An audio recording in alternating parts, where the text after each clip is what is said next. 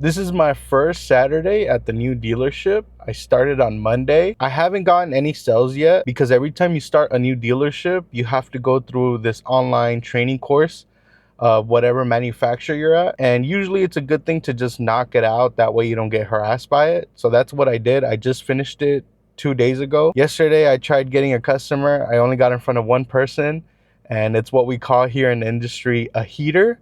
It's just a customer that's upset, whether it's from sales, service, whatever. So I brought it to a manager. It got taken care of there. So the heater that I had yesterday, I thought I finally got a customer because it was a kind of an old car. I was like, oh, for sure they're here to buy a car. When I went to go talk to them, he brought out some paperwork and he's like, you emailed me saying that you're gonna give me a check.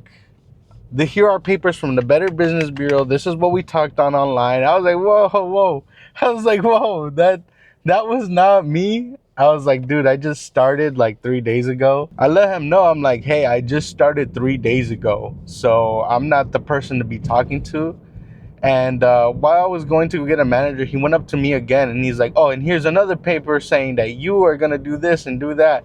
I was like, dude, like like I said, I'm wearing a Friendly Ford shirt, but that doesn't mean I'm the one that's gonna be doing this. So I brought him to a manager and he did the same thing. He's like, here's paper saying that you're gonna give me a check, yada yada yada.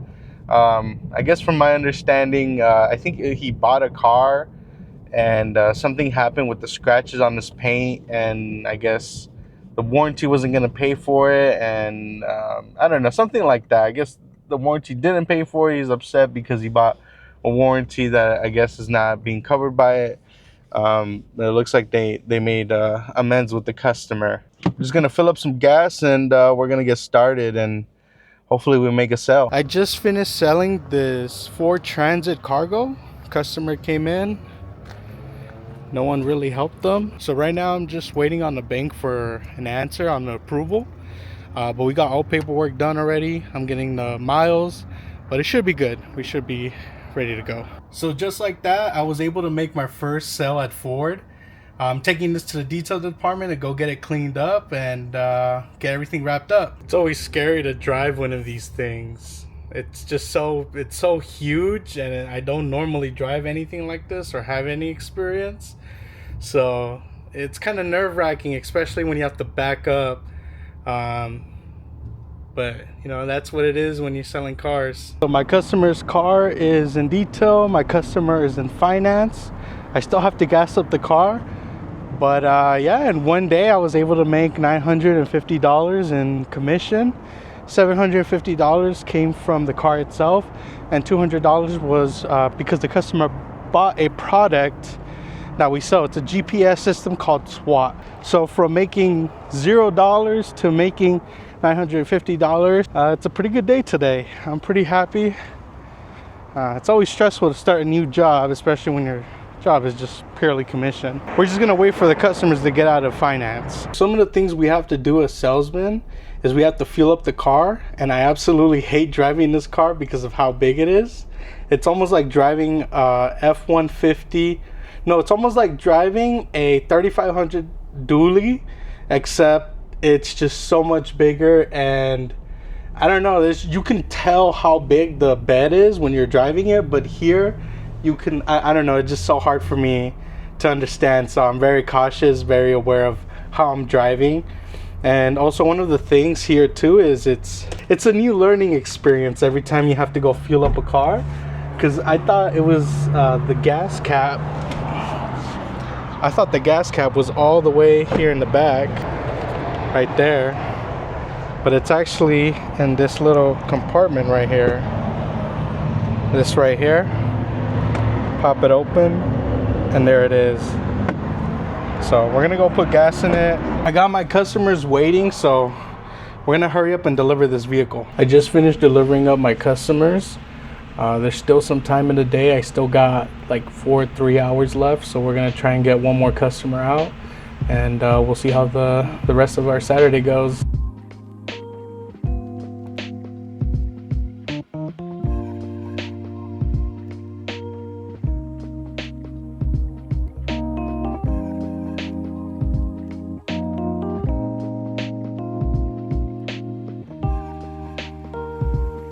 So unfortunately, I didn't get to sell another car. I ended up dying down after I made that sale. I don't think anyone ended up coming after like 7 p.m. maybe 6:30. The customers that I sold, they were out on the lot. They were just walking. No one greeted them. So I went up to them and said, hey, are you being helped? And they told me that they haven't been helped and that they were dropping off their cars for service. I started asking them questions saying, hey, you know, what interests you in the transit cargo? And they told me that they had a business where they transport closets. Their whole business is around closets. So yeah, I was just talking to them and I showed them the car. After I showed it to them, I said, hey, do you want to take a look at some numbers, see how it's looking like? He told me that he wasn't ready to do anything until Monday. Reason being was because he had a contract with McDonald's that he was going to get paid out 20 grand. He has like 15 other contracts with some McDonald's. And he told me he was going to get a $20,000 check cleared sometime next week on Monday and Tuesday. So I told him, okay, well, let me at least show you what the numbers are looking like. That way you have an idea when you come back Monday and Tuesday. So when we got down to it, I was showing him the payments. I was showing him, you know, what he wanted to put $6,000 down. So I showed him what his payments would be. And he told me everything looked good. I tried pushing for what is called a backup contract, where they signed a contract with zero money down and then they signed another contract with $6,000 down. And with those two contracts, what allows them to do is they can take the car home, and once they get the $6,000 down, they can come and bring it back. He wasn't willing to do that because I didn't build enough rapport. So he wasn't getting the money Monday or Tuesday.